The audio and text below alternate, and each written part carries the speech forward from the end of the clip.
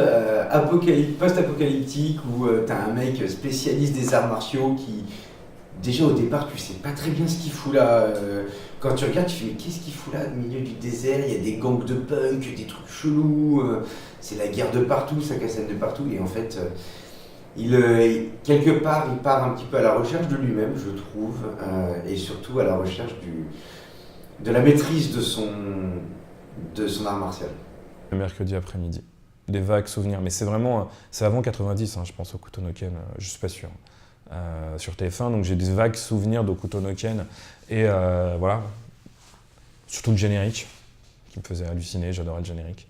Ken, survivant de l'enfer, Ken, souvent croise le fer, Ken, dans le chaos des esprits, Ken, contre les fous, les bandits. Hokuto no Ken, c'est assez extraordinaire, je trouve, parce que au-delà de l'animé, d'ailleurs c'est marrant parce que ça reflète vraiment, donc c'est pareil, hein, c'est tiré d'un manga, et ça reflète une période où le Japon va énormément, que ce soit dans les jeux vidéo ou dans l'animé, s'inspirer de la pop culture américaine. On a des influences de Mad Max, de Blade Runner aussi pour le design de certains véhicules et certains bâtiments. On a aussi, oui, le personnage de Ken est aussi inspiré de Stallone. C'est un mix de Stallone, de Mel Gibson et de Bruce Lee.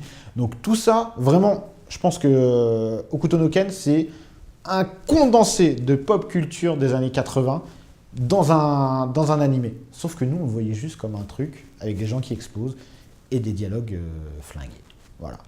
Ça représente surtout une époque qui est incroyable où on se dit l'animation japonaise a explosé en France, est arrivée, entre autres, pas que, parce qu'il y avait Goldorak, il y avait Candy, il y avait plein de trucs avant, il y avait Albator, mais en tout cas a explosé à mon sens, notamment grâce au Club Dorothée, et c'était le fruit du hasard. On a eu le droit à des dessins animés extraordinaires, où jamais aujourd'hui ils oseraient le diffuser à ces heures-là sur une chaîne hertzienne. Mais qui a vu Ken le Survivant à l'époque en VO? Personne. Pour nous, c'était l'école du haut couteau, tout ça, au couteau de cuisine, machin, tout ça. C'était n'importe quoi. Mais ça aussi, c'était des dialogues qu'on refaisait dans la cour de récréation. En version française, ils en ont fait parfois une comédie. Mais à l'époque, on ne se rend pas compte que c'est pas la véritable histoire. Mais c'est aussi pour ça que cette version est géniale. C'est-à-dire que c'est la seule œuvre, quand même, qui peut être regardée sous deux aspects, complètement opposés. Vous pouvez le voir comme voilà, l'œuvre de SF, ou plutôt de avant-gardiste post-apo que c'est vraiment, ou vous pouvez le voir en mode totalement YOLO, surtout avec le recul d'aujourd'hui, et avec des traductions, des jeux de mots absurdes, etc. Je suppose que tu connais cette attaque de couteau de cuisine, n'est-ce pas? Commencez! Attaque manteau de tigre! Attaque manteau de fourrure! Alors quand j'ai vu Ken en VO, je me suis dit, ah ouais, c'est sérieux en fait.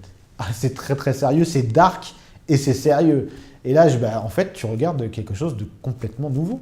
Tu regardes l'œuvre initiale, on va dire, alors que tu as eu une parodie. Ah, la première fois qu'on voit Rao, par contre, on a une espèce d'impression vue en contre-plongée. Enfin, il est impressionnant. On se dit, mais comment il va affronter cette bête? C'est un monstre, le truc. Et quelque part, il se prend un petit peu une dérouille au début. Mais non, c'est un monstre, Rao. Ah ouais, quand même. Ah, quand j'étais gamin, ça m'a marqué, ça.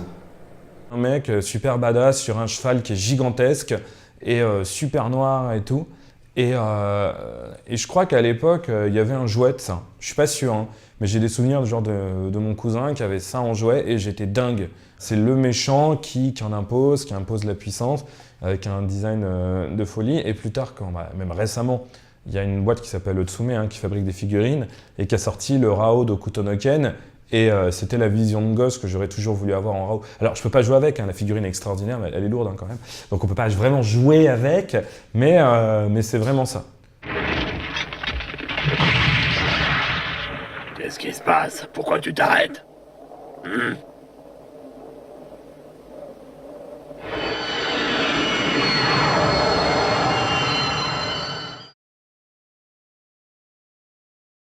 Ultra violent, dark et classique aussi.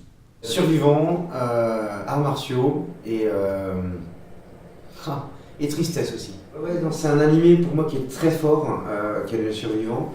Et surtout, j'invite à découvrir, pour ceux qui ne les connaissent pas, l'OST, la musique autour de Ken le survivant, notamment la mort de Yuria, notamment Aiwa Torimodose, le générique en version originale, c'est Crystal King, c'est juste une tuerie.